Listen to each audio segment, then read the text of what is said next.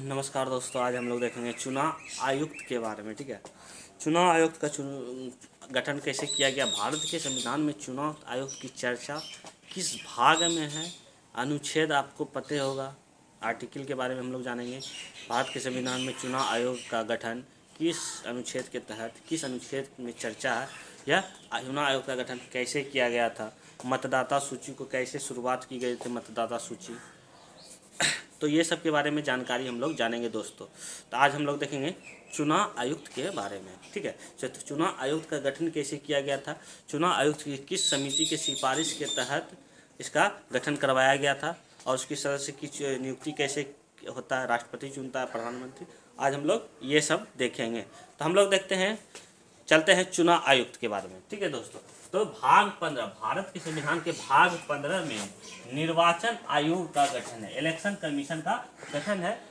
भारत के संविधान के भाग 15 में चुनाव आयुक्त की चर्चा है। तो आर्टिकल 315, भारत के संविधान के अनुच्छेद 315 में चुनाव आयोग की चर्चा है कि चुनाव आयोग का गठन किया जाएगा। भारत में चुनाव आयोग का गठन किया जाएगा जो चुनाव करवाएगा, जो निर्वाचन करवाएगा भारत में। ठीक है, तो देखेंगे, तो चुनाव आयोग का चर्चा है। भारत के संविधान के अनुच्छेद 315 में चुनाव आयोग की चर्चा है और चुनाव आयोग का गठन किया जाएगा। तो 25 जनवरी 1950 को चुनाव आयोग इलेक्शन कमीशन का गठन करवाया गया था। प्रारंभ में जब चुनाव आयोग का गठन करवाया गया था तो उसकी सदस्यता जो है एक थी, उसकी सदस्य की संख्या एक थी। और जब तारकोंडे समिति लाया गया, तारकोंडे समिति 1974 से 1975 के बीच लाया गया। तारकोंडे समिति जो होता है वो चुनाव से संबंधित सुधार था। जब 1974 से 1975 में तारकोंडे समिति ने जब सिफारिश करवाया तो उसने इसके तारकोंडे समिति के सिफारिश से जो है 3 सदस्य चुना गया और तीनों सदस्य की जो शक्तियां होता था समान होता था। चुनाव आयुक्त का सदस्य जो है तारकोंडे समिति के द्वारा 3 सदस्य नियुक्त किया गया और तीनों सदस्य की शक्तियां समान होती थी। ठीक है, तारकोंडे समिति ने एक और प्रस्ताव जारी किया, रिपोर्ट जारी किया, जिसकी सिफारिश से मतदाता सूची का जो आयु होता था वो 21 वर्ष से हटाकर 18 वर्ष कर दिया गया। 21 वर्ष से हटाकर 18 वर्ष कर दिया गया तारकोंडे समिति के सिफारिश के द्वारा।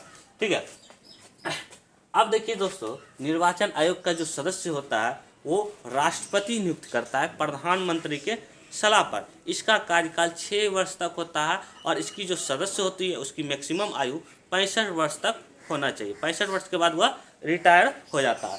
तो देखिए, चुनाव आयुक्त के सदस्य जो है, सदस्य का कार्यकाल 6 वर्ष, चुनाव 65 वर्ष मैक्सिमम होना चाहिए।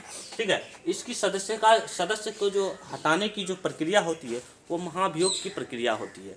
निर्वाचन आयोग की जो सदस्य होता है उसको जब हटाएंगे तो महाभियोग जैसी प्रक्रिया लानी पड़ेगी। ठीक है, इसकी सदस्य का जो त्यागपत्र जो होता है, जो चुनाव आयोग का जो सदस्य होता है वो अपना त्यागपत्र राष्ट्रपति को ही देता है, क्योंकि नियुक्ति पत्र ही राष्ट्रपति देता है तो त्यागपत्र भी राष्ट्रपति को ही देगा। तो ये सब है, पीएम के सलाह पर राष्ट्रपति चुनाव आयोग के सदस्य का चुनाव करेगा। ठीक है, अब देखिए दोस्तों, अनुच्छेद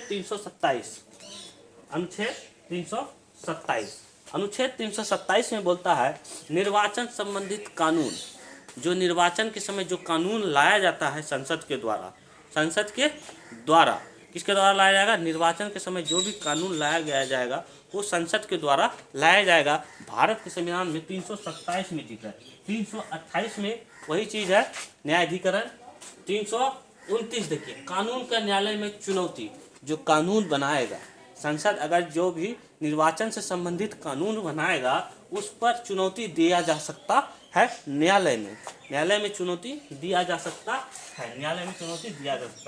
राज्य का विधानमंडल और संसद द्वारा बनाया गया निर्वाचन संबंधित कानून। देखिए, जिला का सबसे बड़ा अधिकारी जो होता है, जो निर्वाचन करवाएगा जिला में, सबसे बड़ा अधिकारी डीएम होता है। उससे उस निर्वाचन वोटर आईडी बनवाता है। निर्वाचन आयोग वोटर आईडी बनाकर भेजता है राज्य में। अलग अलग वोटर आईडी बनाने का जो जिम्मेदारी होता है निर्वाचन आयोग के पास होता है। ठीक है दोस्तों, आज इलेक्शन कमीशन के बारे में बस इतना ही। आगे का वीडियो में देखते रहिए, आगे का वीडियो नेक्स्ट टॉपिक लेकर आएंगे हम लोग। धन्यवाद।